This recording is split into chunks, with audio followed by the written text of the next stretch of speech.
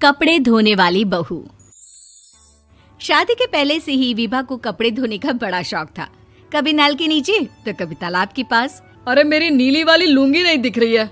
विभा की अम्मा, कहाँ रखी है लुंगी? अरे वो तो विभा ने परसों ही धोकर रखी थी आपकी अलमारी में, देखो वहीं होगी। वो ना मैंने आज धो दी, मुझे लगा कि गंदी हो गई होगी। अरे कैसे गंदी हो गई थी? उसे तो मैंने पहना भी नहीं। हे भगवान, इस लड़की के कपड़े धोने की आदत से परेशान हो गया हूँ मैं। जितना तो घर में राशन नहीं आता, उससे कहीं ज्यादा डिटर्जेंट पाउडर का खर्चा है। इसकी शादी करवा दो, शादी जाए अपने घर में ही करे काम, फिर चाहे घर के कपड़े धोने हो या पूरे गांव के।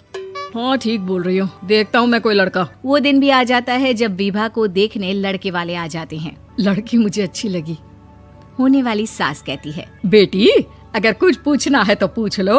वैसे तो हमारी लड़की बहुत ही शर्मीली है, जो बोल दो वो मान लेती है, इसे क्या पूछना होगा। अरे कैसी बात कर रही हो माँ, मुझे इन लोगों के घर रहना है, सवाल तो कई है। हाँ हाँ बेटा, पूछ लो ना, क्या पूछना है। आप लोगों के घर कपड़े कौन धोता है? सास का मुंह बन जाता है। देखो, अगर तुम ये कहना चाहती हो कि तुम्हें कपड़े धोने नहीं आते तो सुन लो, कपड़े मैं ही धोती हूँ, लेकिन तुम्हारे आ जाने के बाद मैं रुमाल तक नहीं धोऊंगी। अरे चुप रहना भाग्यवान, बहू बेचारी घर आई नहीं, उसे डराना शुरू कर दिया। वो क्या है ना बिटिया, अभी तक तो ये कल्लू की माँ ही धोती थी, लेकिन अब तुम्हारे पापा तो दहेज में वॉशिंग मशीन देंगे ही। तभी विभा की माँ बोल पड़ती है, सवाल भी पूछा तो क्या। वैसे भाई साहब, मशीन की तो फिर भी कपड़े धोने की कैपेसिटी होती है। मतलब जो बिटिया दे रहे हैं ना विभा, इसे कपड़े धोने का बहुत शौक है। ये आप लोगों के क्या, आस पड़ोस गांव मोहल्ले सबके कपड़े धो दे और उफ तक ना करे। बाहर देखा नहीं आपने कितने कपड़े सूख रहे हैं? सब हमारी बिटिया ने ही तो धोए हैं। बस भी करो ना माँ, शर्म आ रही इतनी तारीफ सुनकर। और तो और एक दाग निकाल कर दिखाओ तो मान जाऊं। हाँ अच्छा अच्छा, माफ करना बेटा, मैंने गलत समझा। हमें तो रिश्ता बहुत पसंद है। और ऐसे जुड़ जाता है रिश्ता कपड़े धोने का शौक रखने वाली विभा का। उसकी शादी हो जाती है कोयला फैक्ट्री में काम करने वाले कल्लू के साथ। शादी के बाद अचानक विभा चिल्लाती हुई सास के पास आती है। सासू माँ, अरे सासू माँ कहाँ है आप? ये तो धोखा है, धोखा दिया आप लोगों ने मुझे। इसे ससुर के चक्कर के बारे में पता चल गया। अरे तो उसमें तुझे क्यों धोखा मिला है? अरे नल में पानी नहीं आता, कपड़े कैसे कब धुलेंगे?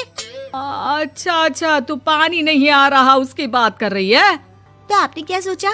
कुछ नहीं। अच्छा, तेरी माँ ने कहा था कि कपड़े धोने का शौक है तुझे, याद आया मुझे। शौक शौक बोलकर कपड़े धोने वाले मेरे जुनून को कम ना आके सासू माँ, कपड़ा धोना मेरा गुरूर है। तभी पति भी वहाँ आ जाता है। अभी अभी मैंने इसे सनी देओल की फिल्म दिखाई है, उसी के डायलॉग मार रही है माँ। अच्छा सुन, साफ साफ बता रही हूँ, पानी सुबह 4 से 6 और शाम को 10 से 12 आता है, समझी? विभा टाइमिंग सुनकर हैरान हो जाती है। ये क्या भूतों का मोहल्ला है? सुबह 4 बजे उठकर कौन कपड़े धोता है? 4 बजे टंकी में पानी जाता है, फिर सारा दिन धोना ना, किसने मना किया?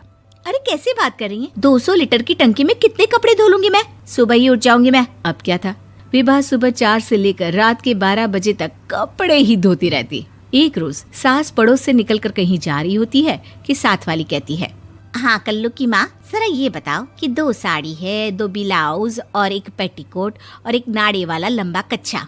हाँ तो? अरे तो क्या, कितना लोगी धुलाई ये बताओ। धोबन दिख रहे हैं हम क्या?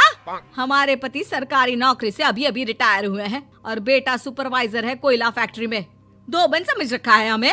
हाय रे कल्लू की अम्मा, माफ कर दो, वो तो मोहल्ले में यही सब बता रहे थे कि तुमने बहू को कपड़ा धुलवाने के काम में लगा दिया है। सास को पड़ोसन की बात सुनकर गुस्सा आ जाता है। वो घर पहुंचती है जहां घर के बाहर ही इतने सारे कपड़े सूख रहे होते हैं जितने कि किसी धोबन के घर पर। अरे ओ कल्लू की दुल्हन, बाहर निकल। माँ जी यहीं आ जाओ, बाथरूम में चादर धो रहे हैं हम। अरे अभी हम धोते हैं, तुमको बाहर निकलो। ये आस पड़ोस वाले बोल रहे हैं कि हम बहू से कपड़े धुलवा धुलवा कर उसे कपड़ा धोने वाली बना दिए हैं। अरे छोड़ो ना माँ जी, किन लोगों की बातों में आती हो? आस पास के लोगों का तो काम ही होता है कि वो किसी तरह सास बहू को लड़ा दे। बहू सारे घर के कपड़े धोती है, ये क्या कम है? बोलिए। सास को भी लग जाता है कि वो बहू का ये सनकीपन नहीं छुड़वा सकती, इससे अच्छा है कि खुद ही चुप हो जाए।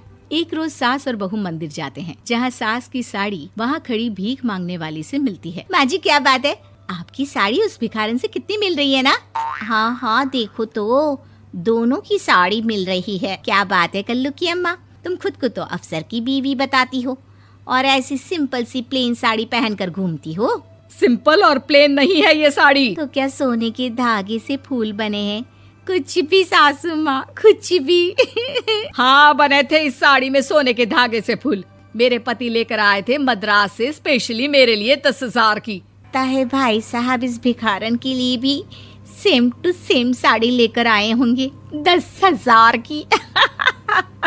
सास उस वक्त तो कुछ नहीं कहती, लेकिन बहू के साथ घर आती है और अलमारी से एल्बम निकाल कर लाती है। ये साड़ी देख रही है, ये वही साड़ी है जिसे मैंने अभी पहना था। इस साड़ी में ये जो चमकदार फूल दिख रहे हैं ना, ये सोने के धागों से काढ़े गए हैं। लेकिन तू लोकल वॉशिंग मशीन ब्रश से घिस घिस कर सारे फूलों को निकाल कर साड़ी प्लेन कर दी। मुझे माफ कर दीजिए सासू माँ। और तो और, जब मैंने तुझे तेरी गलती के लिए कुछ नहीं कहा, लेकिन तूने तो सबके सामने मेरा मजाक ही बना दिया। क्यों? बहू को समझ में आ जाता है कि अब से उसका कपड़े धोना बंद।